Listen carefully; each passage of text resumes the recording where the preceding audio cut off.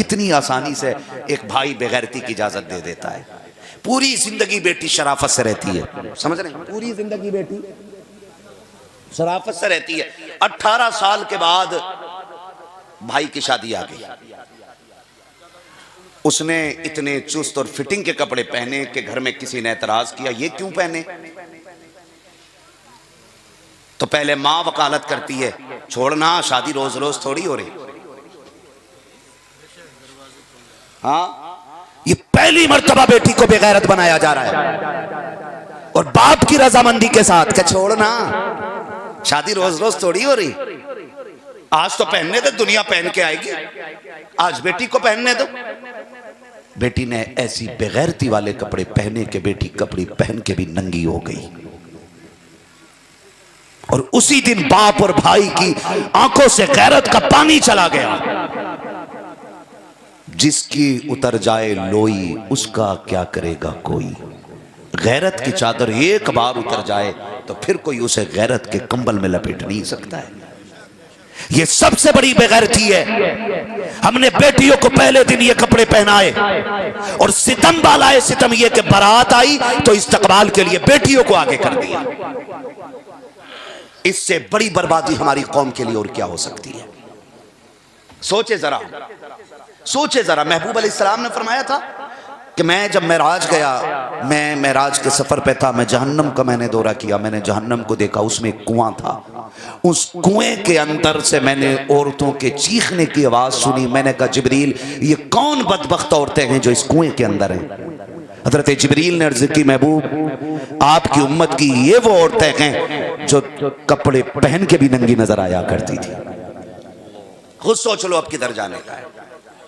जो कपड़े पहन के भी नंगी नजर आया करती थी। मुफस्सिरीन फरमाते कपड़े पहन के नंगी नजर होने का मतलब यह है कि उनके जिस्म के आज़ा नजर आएंगे कपड़े पहनने के बाद।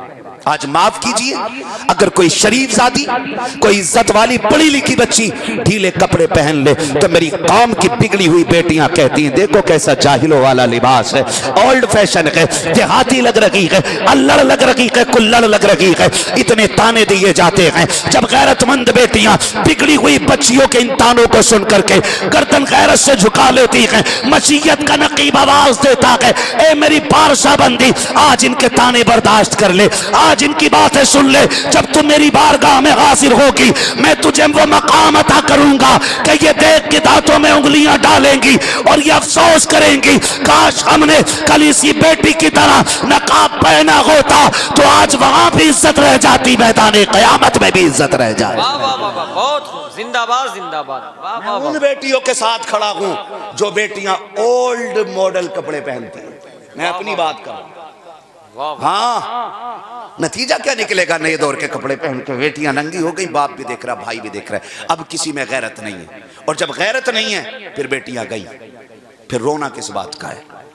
फिर रोना भी छोड़ दो, आंसू बहाना भी छोड़ दो। भाइयों से मेरी गुजारिश है, खुदा के वास्ते, खुदा के वास्ते, हमारे घर के झगड़े जो हमारे परिवार को तोड़ रहे हैं, हमारे खानदानी झगड़े जिन्होंने हमारे परिवार के टुकड़े कर दिए हैं, इससे बाहर निकल आओ। बाप बेटे का नहीं है, बेटा बाप का नहीं है, भाई भाई का नहीं है, माँ बेटी की नहीं है, बेटी माँ की नहीं है, हैं? और अगर दोस्ताना है भी तो कितना गलत दोस्ताना है। भाई बहन से कहती तू मेरे राज पे पर्दा डाल, मैं तेरे राज पे पर्दा डाल लूंगी। आज ये दिन उम्मत को देखने दे। खुदा के वास्ते बेटों से कहना चाहूंगा बाप की ताकत बने, बेटियों से कहना चाहूंगा बाप की गैरत बने, माओ से कहना चाहूंगा औलाद की जन्नत बने, और बाप से कहना चाहूंगा औलाद की हिम्मत बन जाइएगा।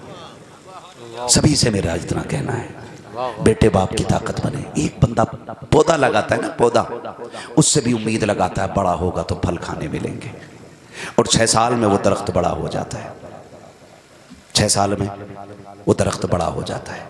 फिर बंदा उसे हसरत भरी निगाह से देखता है। मुझे एक बात बताओ, अगर दरख्त आदमी उम्मीदों से लगा लेता है, जबकि 6 साल में पूरा हो जाता है, 8 साल में पूरा हो जाता है, फिर बाप बेटों को कितनी हसरतों से पालता होगा जिसका फल 25-30 साल के बाद खाने को मिलता है। सोचा कभी हमने? आज कह देता नहीं नहीं मेरी अब्बा से बनती नहीं है। अगर तेरी अब्बा से नहीं बनती तो समझ ले तेरी अल्लाह से नहीं बनती है। ये सीधी बात। मैं इसलिए कहता हूं कम से कम एक बेटे को आलिम दीन बनाओ ताकि आपका बुढ़ापा अच्छा हो जाए। ये दारुल उलूम महबूब सुबहानी, ये बिला वजह की इमारत नहीं।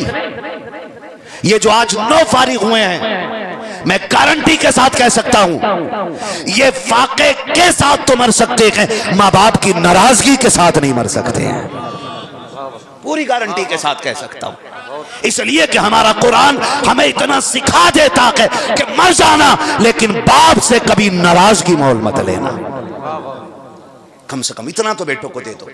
हमने इंजीनियरों की औलाद भी देखी है, हमने डॉक्टर औलाद भी देखी है, हमने एमबीबीएस औलाद भी देखी है, हमने बड़े बड़े वकील देखे हैं, जजेस देखे हैं, जिनके माँ बाप को हमने बुढ़ापे में रोता देखा है।